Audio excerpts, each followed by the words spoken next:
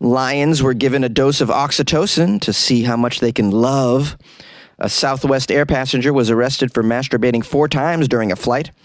And a researcher claims that mushrooms can communicate with each other using words. These are the weird stories for Thursday on the Weird AF News Podcast, the only daily weird news podcast hosted by a comedian inside a closet. It's pretty hot right now, too. Hey, man, we're plowing through. Let's do it. Scientists give lions the love chemical oxytocin just to see what would happen, and because they have too much money and they're bored. There's not enough problems out there for scientists to solve, so let's see what happens when we give lions some love juice. My guess is they're going to massage each other to some James Blake music, but let's see what actually happened. So scientists gave some lions a dose of the love hormone oxytocin to see what impact it would have on this vulnerable predator. Oxytocin is a hormone that in humans is associated with childbirth, bonding, and breastfeeding. In animals, research over recent decades suggests that oxytocin can play a role in social bonding. For example, research published in 2017 showed that injecting wild seals with oxytocin made them friendlier toward one another. Oh, we're just trying to get the lions to get along. Maybe they're having some rough patches these days because of the pandemic. Oh, they're probably arguing. Oh, you're not vaxxed. I'm vaxxed. You should get vaxxed. Oh, you're an anti-vaxxer. I'm a pro-vaxxer. You know how lions can be. The lion numbers are currently plummeting. Did you know that? Estimated only 20,000 left in the world. How sad. Maybe pour some money into not finding out what love chemicals do to them and pour some money into protecting them. How about that? Pour some money into arresting the people that are poaching these beautiful creatures in the wild. Put some money into tracking down and arresting the people who are selling these animals to squirrely individuals in places like Texas and Florida. How about that? That seems like money well spent to me, rather than how they react to a love chemical. How about save their lives before the love chemical comes into play? So silly to me. The lions are hunted by humans in retaliation for attacks on livestock and people, it seems, as well as preemptively to protect those living nearby. The species, of course, is targeted by trophy hunters as well. It says here lion conservation efforts often involve the relocation of lions from areas where they are at risk from humans, as well as their reintroduction into parks. But lions are an aggressive predator, and they're highly territorial. This means bringing a new individual into an area where lions are already present can be risky. Oh, it sounds like this is actually helpful towards saving the population, because you can reintegrate them into a place where lions would have been aggressive towards the new lions, but maybe with some oxytocin. You know what I mean? They'll all just gather around and rub each other and stare at a candle. Give them some of that love juice and play some EDM music, man. Scientists from the University of Minnesota wanted to see if this oxytocin could promote the social bonding among the lions, as it does with other species, apparently. In their experiment at a wildlife reserve in South Africa, researchers lured lions to a wire fence with chunks of meat. Once close enough, they would spray oxytocin up their noses. Wow, you can get oxytocin in a spray? Oh, man. I want to spray myself with that. That'd be pretty cool. Before I go on a date, spray my face with oxytocin. I'm really feeling a bond between us. I really am. She's like, we just sat down, sir. Now, findings showed that the 23 lions that were sprayed oxytocin were more tolerant of the other lions and were less territorial. We have a quote from one of these nerds that did this.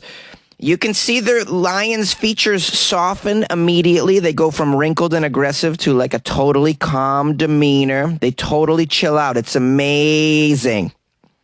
Well, it sounds like it works. They should have sprayed that lion in the face with the oxytocin that took out that Siegfried and Roy guy. Could have used some oxytocin between them. They also experimented with the lions playing with a ball after the oxytocin. They played from about 22 feet to 11 feet, suggesting that they became more tolerant of one another and became closer. Once food was introduced, the effects of the oxytocin disappeared, though. Because the food's around. When a lion's hungry, man, get out of the way. No, that's when your friendship goes away. Lion's like, oh, we were friends? No, I don't think so. I'm hungry. And when I'm hungry, I don't have friends. When I'm hungry, my friend is your elbow. I'm going to chew on it.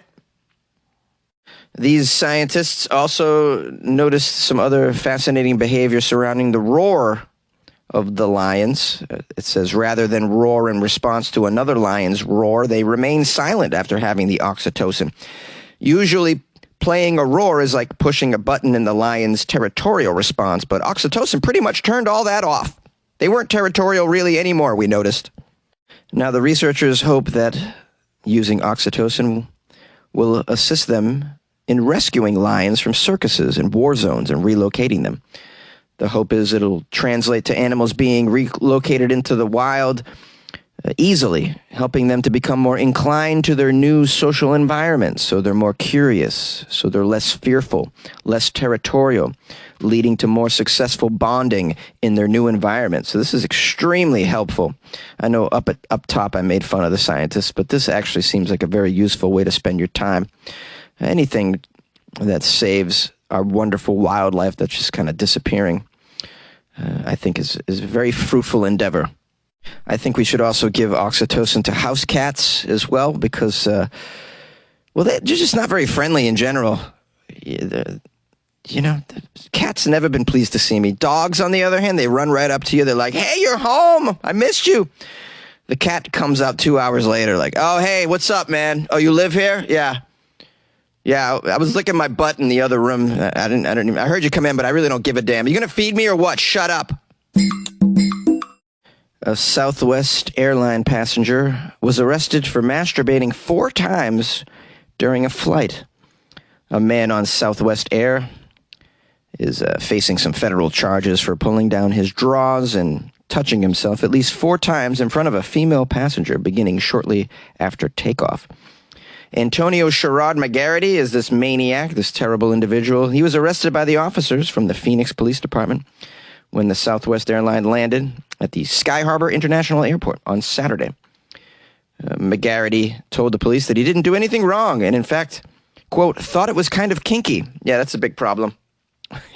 You're terrorizing somebody and you think it's kinky. Are you okay, bro?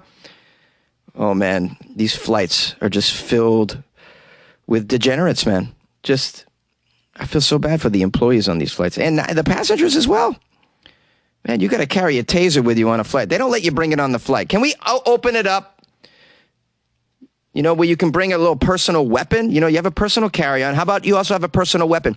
Hi, yes, we allow a carry-on and a personal weapon. What is yours? Oh, a baseball bat. That's a wonderful one. Yeah, because a man might try to masturbate on the flight. You can't tell what they're going to do. They get a little rowdy sometimes. Some people get very, very drunk before they board a plane. They're on some sort of substances, or they're just a flat-out Floridian. You never know what they're going to do. So you need to arm yourself. I understand. Your carry-on weapon has to be less than 3 feet long, and it can't be deadly. It just has to be effective enough to stun the masturbator or the person on the flight that's acting inappropriate. They don't even let the flight attendants have a little weapon, do they? They should. They should at least have pepper spray. Now, the article goes into the details of how it went down, but you can imagine. I don't have to discuss it in detail. He was seated next to a female. He started touching himself early on in the 3-hour flight. The woman that was seated next to him noticed the lewd and lascivious behavior. She began taking photos when he fell asleep after touching himself for roughly an hour. An hour? He was... unbelievable how you could go an hour and nobody stops you. None of the employees saw this. An hour goes by. You don't hit that little button above you, lady. You hit the ding and you get them to come by, and then all you got to do is be like, look at my left, eft lay, asturbation may. The female passenger, it says, did tell a crew member about it, but what, after an hour? She said what she had witnessed was terrible. She was allowed to move to another seat. Here's our solution to you, ma'am. Just sit somewhere else. He's probably going to keep touching himself. This is what they do.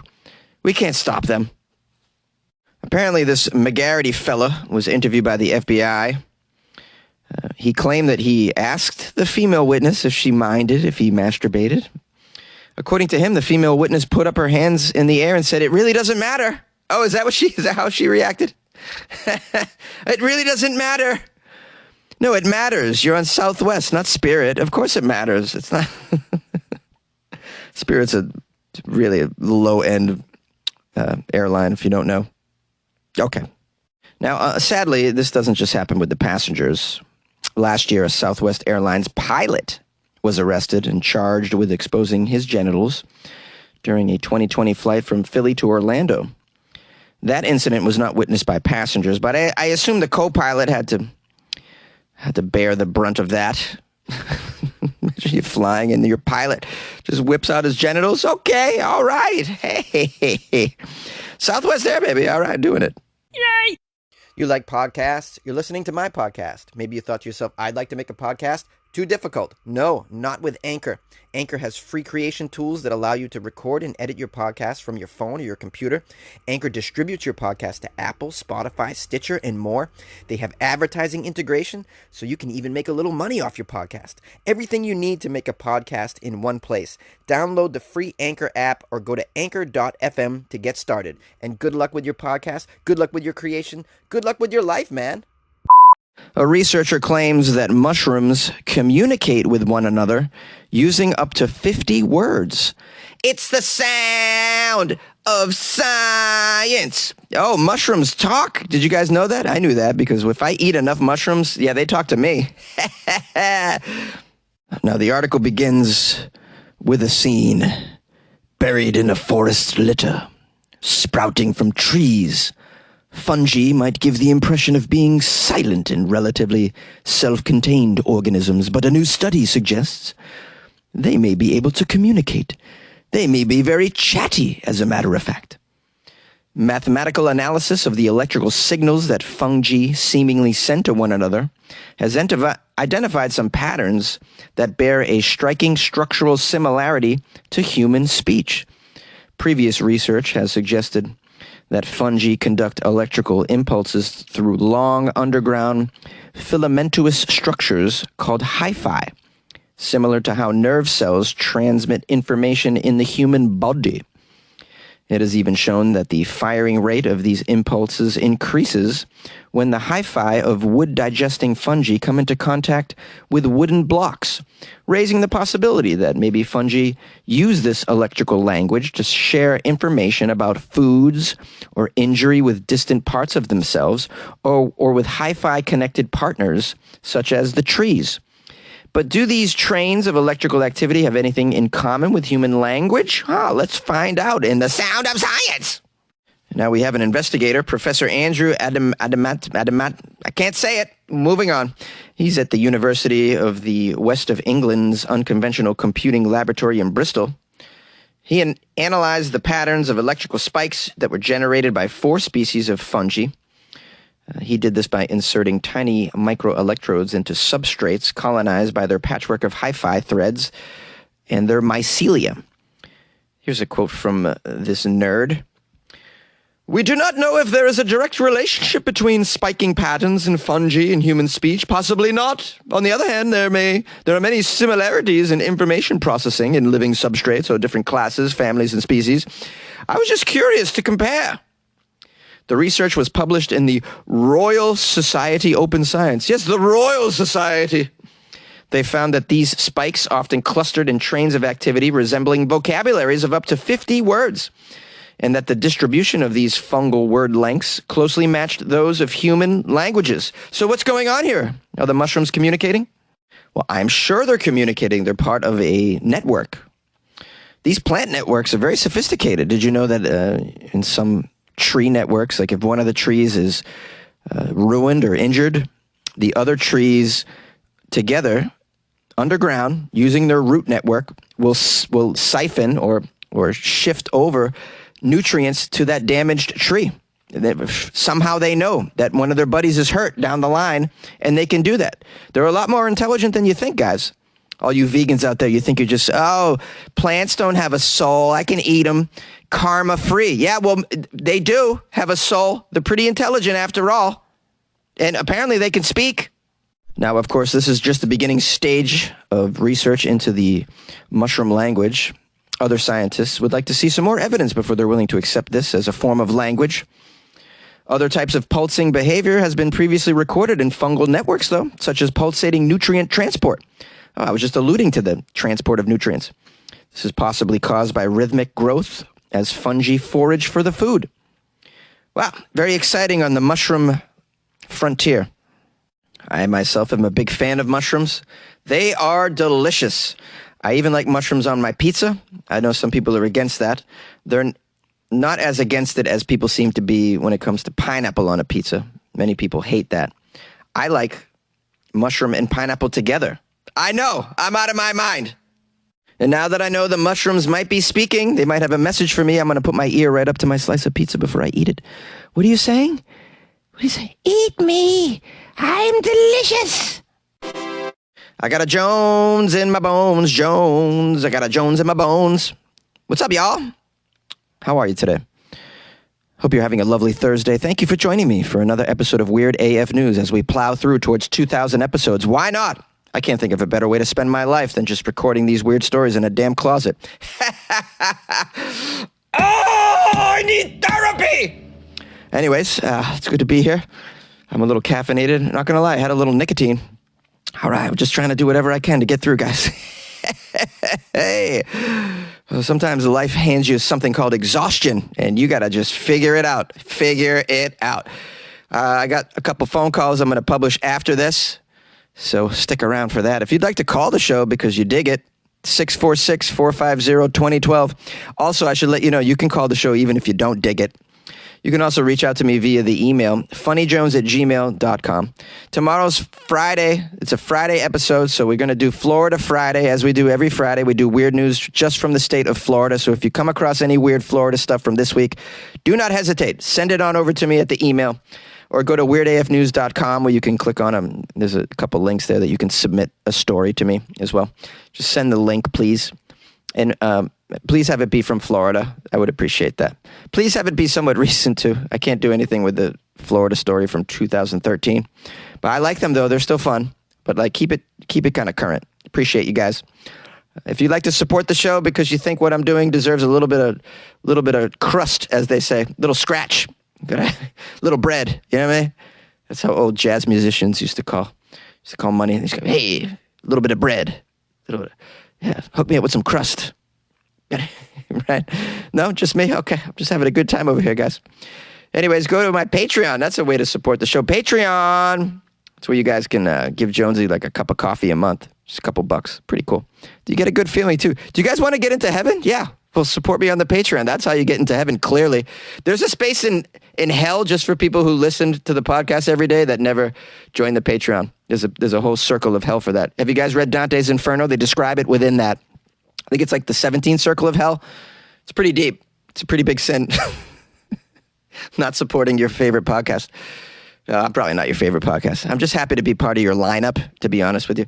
I'm just happy to be tolerated, to be honest with you. I think that's a big win in life. If you could just get through life and be tolerated, wow, aren't you doing something? You know, if you can get through life without taking out your genitals on a flight or in other public places, I think that's a big win. How sad. How sad.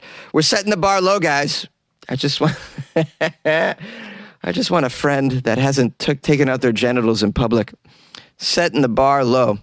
Well, guys, I've never taken my genitals out in public, so why not support me? Patreon.com/WeirdAFNews, or go to WeirdAFNews.com and click on the Patreon link. We'll see you tomorrow for Florida Friday. Don't forget, you got to be there with me. I need you. Like a flower needs the rain, you know I need you. America, anybody like that band?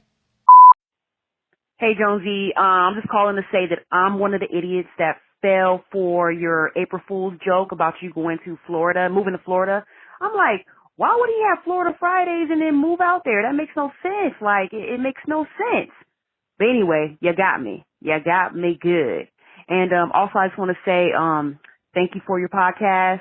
That's actually one of the podcasts I listen to every morning before I go to work.